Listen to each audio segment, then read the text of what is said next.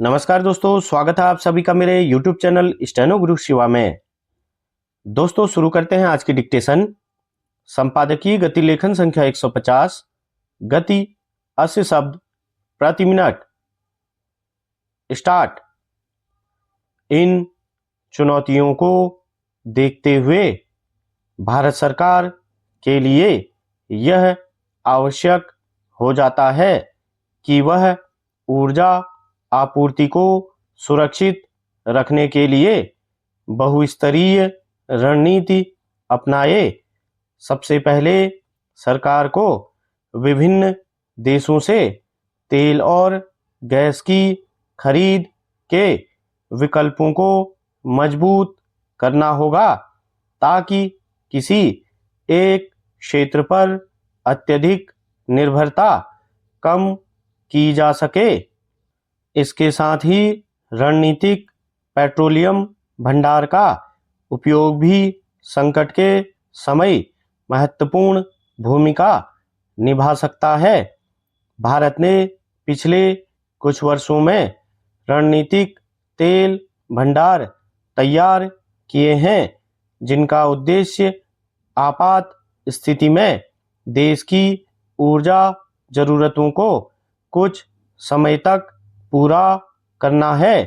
हालांकि केवल भंडार बनाना ही पर्याप्त नहीं है, सरकार को ऊर्जा स्रोतों के विविधीकरण पर भी ध्यान देना होगा। रूस, अमेरिका, अफ्रीका और लैटिन अमेरिका जैसे क्षेत्रों से ऊर्जा आयात बढ़ाने की दिशा में पहले ही प्रयास किए जा चुके हैं। इस नीति को और मजबूत बनाने की आवश्यकता है ताकि भविष्य में किसी एक क्षेत्र में संकट उत्पन्न होने पर देश की ऊर्जा व्यवस्था पूरी तरह प्रभावित न हो। ऊर्जा संकट की स्थिति में एक और महत्वपूर्ण पहलू समाज में फैलने वाली अफवाहें होती हैं।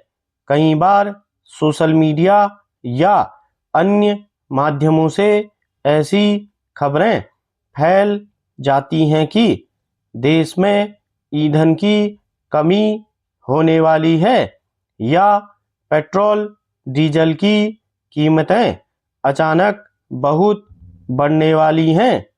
ऐसी अफवाहों के कारण लोग घबराहट में ईंधन का अनावश्यक भंडारण करने लगते हैं जिससे बाजार में कृत्रिम संकट पैदा हो सकता है।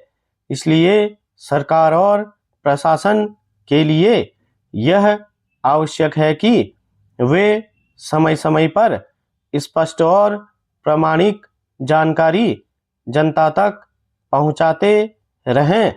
मीडिया की भूमिका भी इस संदर्भ में अत्यंत महत्वपूर्ण हो जाती है। ऊर्जा संकट जैसे संवेदनशील विषयों पर अतिरंजना या अपुष्ट जानकारी समाज में अनावश्यक भय और भ्रम पैदा कर सकती है।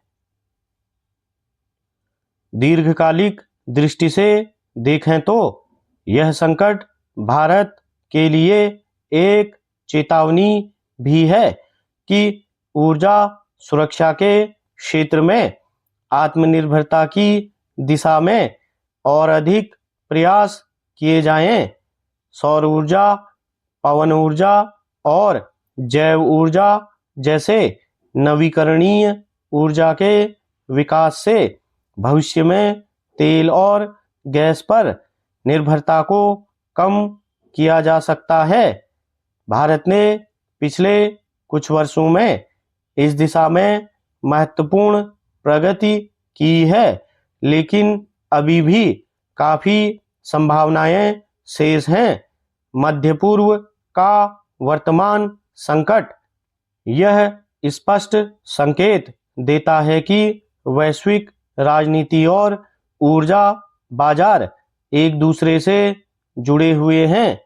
किसी भी क्षेत्रीय संघर्ष का प्रभाव पूरे विश्व की अर्थव्यवस्था पर पड़ सकता है। भारत के लिए यह समय सतर्कता, संतुलन और दूरदर्शिता के साथ नीति बनाने का है। स्टॉप।